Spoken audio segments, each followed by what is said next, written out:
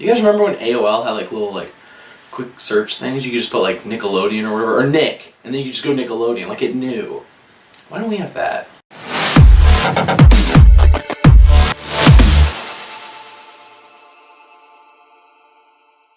From the title, I can guess you're confused. How in the world is the rapture, which is prophesied throughout the Bible and in Revelation 4, connected to the global flooding in Genesis? Well, as it turns out, I really didn't even have to go that far to connect the two. There wasn't much of a stretch in this case. I was doing some biblical research and it hit me. A lot of people have the question of, why would God take all the believers out of the world pre-tribulation?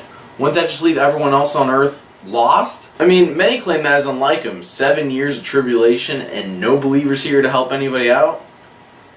I'd say not so fast. First off, this is not an article or video about when the rapture is, or if there's even a rapture. That's not what I'm doing here. I've covered that before. If you want to read about that, click on the link, check it out.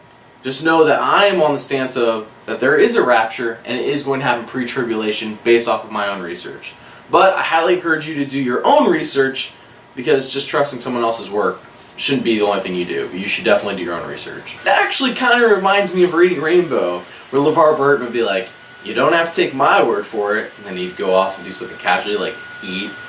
Here's some other books that you might like, but you don't have to take my word for it.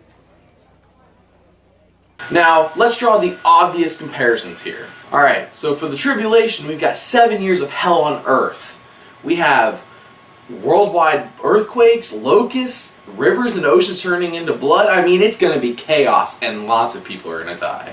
I mean, heck, the Bible even lets you know what percent of people are going to die. Like in Revelation 8:9. It kind of reminds me of Genesis, when God, instead of raining hell on earth for 7 years, he just decided, I'm flooding everybody. We're flooding the whole world. I'm only saving Noah because he's the only one walking with me. So, God has Noah build an ark to save him from this worldwide flood that everyone else is going to have to experience. And he tells them the specifications. He gives them enough time to build it. Noah obviously builds it. Him and his family are saved. They go inside the ark. And actually, in Genesis 7:16, God actually closes the door of the ark, showing that he's saving Noah from this worldwide devastation. Sounds kind of familiar, doesn't it? It's kind of crazy because later in the Bible, Jesus talks about in 10:9 how he is the door and anyone who enters him will be saved. Now, God did promise to never flood the world again, ever. However, it is prophesied over and over throughout the Bible that God will rain judgment on the world. So if God has saved his people from a worldwide devastation, disaster that he causes, why wouldn't he do it again? I mean, God never changes, as proven in Hebrews 13:8. And nowhere in the Bible does God talk about flooding the entire earth again. In fact, it's not even part of the 7 years of tribulation. So we know he's not lying to us. Heck, the minute God lies, you might as well do this. I mean, God has lots of creative ways to give judgment. Just reading Revelation should show you that. But you don't have to take my word for it. Thankfully, Jesus came and died for our sins. That way we don't have to worry about it. We know that we're saved, it's okay, and we're going to go to heaven.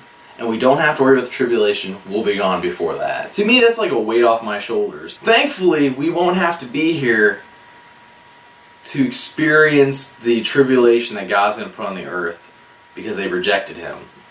Oh my gosh, thank you. So, long story short, worldwide flood equals tribulation, and Noah's Ark equals rapture.